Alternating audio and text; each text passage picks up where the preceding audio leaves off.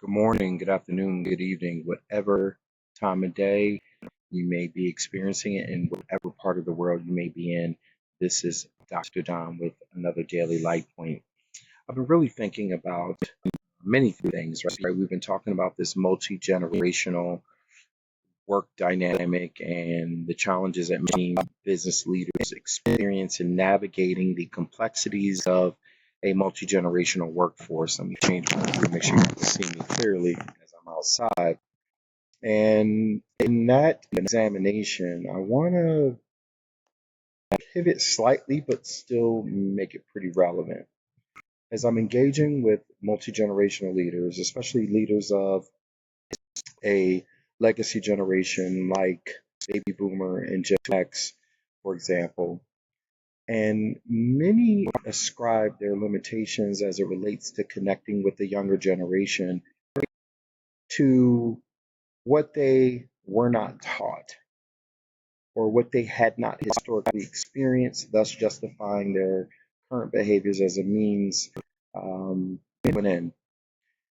And it makes me think about the broader premise around our lived experiences and the limitations we may have encountered through our childhood all the way through adulthood.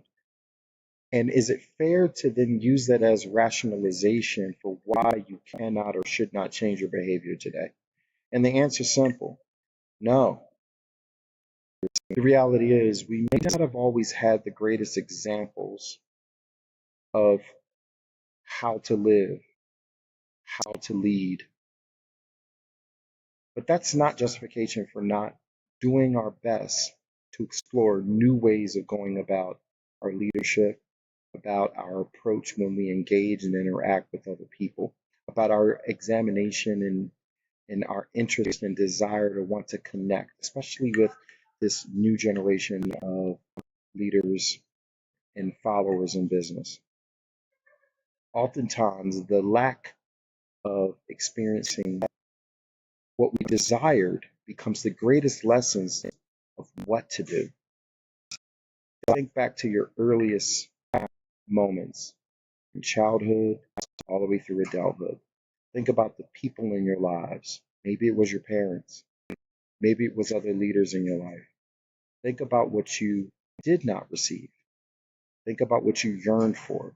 Maybe it was connection. Maybe it was validation. Maybe it was support. Think about it in that context and then ask yourself, does that now become justification to not do those very things for others? Or does that become the framework for what to do for others? Use it as an opportunity to say, if I yearn for this, if I desired this of my leaders, if I look for people to simply want to seek to understand me and my thought process and my understanding, why would I not reciprocate that? If my desire was to simply thrive, then why would I not work to try to position a person, regardless of their generation connection? Why would I not want to position them to thrive if my interest was also this desire to succeed, sense of connection, sense of belonging? Why would I not then use that as an example for what to do? So oftentimes, our failure to experience these things in ourselves in our own careers does not become justification for not to do all that we can to provide that for someone else. I cringe at the idea when I enter organizations and the legacy leader says, you know what? I went through the trenches. I had to figure these things out. So therefore, this new generation should do the same. Excuse me? So I have to perpetuate the barriers, the complications, the traumas that I experience to shape a new generation? Is that what we're saying here? I really challenge you to examine your own thought process as it relates to leading in a multi-generational workforce. It's truly required to position a younger generation of leaders to thrive, to succeed us. And what legacy do you want to leave as a catalyst to their success?